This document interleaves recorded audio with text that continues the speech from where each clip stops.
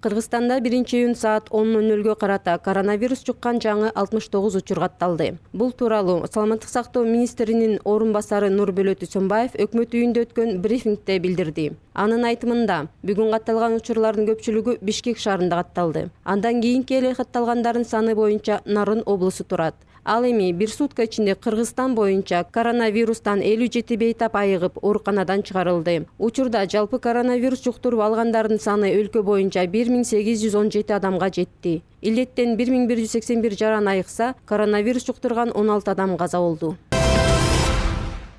Манас эл аралык аэропортунда Air India авиакомпаниясынын Дели Бишкек каттамы боюнча чартердик авиа рейсин тосуп алышты. Бул каттам Кыргызстандан Индиянын жарандарын чыгарып кетүү үчүн Индия тарабы менен уюштурулган. Бул тууралуу республикалык штабтан кабарлашты. Индия тарабы менен жетишилген макулдашууга ылайык бул рейс менен 16 кыргыз жараны кайтып келди.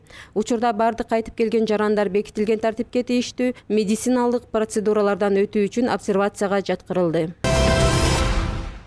Кече 31 май күнү Кыргыз-Өзбек чек арасында болгон окуядан кийин жаракат алган 2 адамдын абалы оор. Бул тууралуу Саламаттык сактоо министрлигинен билдиришти. Айдаркен шаарынын жалпы дарыгерлик тажрыйбалык борборуна окуянын кесепетинен жаракат алган жалпы 25 жаран келип түшкөн. Учурда жабырлануучулардын 4-өө ооруканада жатат. 2 жабырлануучу жандандыруу бөлүмүндө жатат. Операциядан кийинки бейтаптардын абалы дарыгерлер тарабынан оор деп бааланууда. 2 жаран хирургия бөлүмүнө жаткырылган, абалдары орточо оор. Бардыгы тең тиешелүү дарылануу курсун алууда деп билдиришти министрликтен. Министрликтен белгилешкендей, окуя болгон жерде 2 тез жардам бригадасы нөмөттө турушат. Баткен облустук бириктирилген ооруканасынан реаниматолог жана травматолог жөнөтүлгөн. Алар кесиптештери менен биргеликте жаракат алгандарга жардам көрсөтүшүдө. Бишкек Нарын Торугарт унаа жолунда жол кырсыгынан 5 адам жабыркап, 1 киши каза болду. Бул тууралуу ОКМнын басма сөз кызматынан кабарлашты. Маалыматка ылайык, Бишкек Нарын Торугарт унаа жолунун 175 чакырымында 1-июнда болжол менен саат 00:13 Mercedes-Benz 211 жана Toyota Highlander автоунаалары кагышкан. Жерине Кочкор райондук номер 42 өрткө каршы куткаруу бөлүмүнүн куткаруучулары тартылып, маркумдун жансыз денесин унаадан алып чыгышып, тез жардам кызматкерлерине өткөрүп беришкен деп айтылат маалыматта.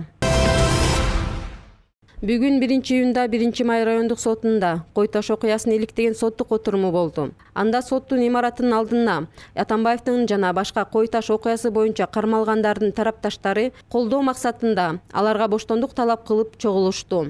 Ал арада Атамбаевдин темир торго камалуусун талап кылгандар да соттун алдына чогулушту. Алар анын күнөөсүн далилдеп камалып сотко тартылсын деп талаптарды коюшууда. Эки тараптын ортосунда пикир келишпестиктер чыгып кетпөөсү үчүн ортодо милиция кызматкерлери иш алып барууда. Ал эми чогулган эл бири-бирине түрдүү пикирлерди айтып, кайым айтышуу орун алды.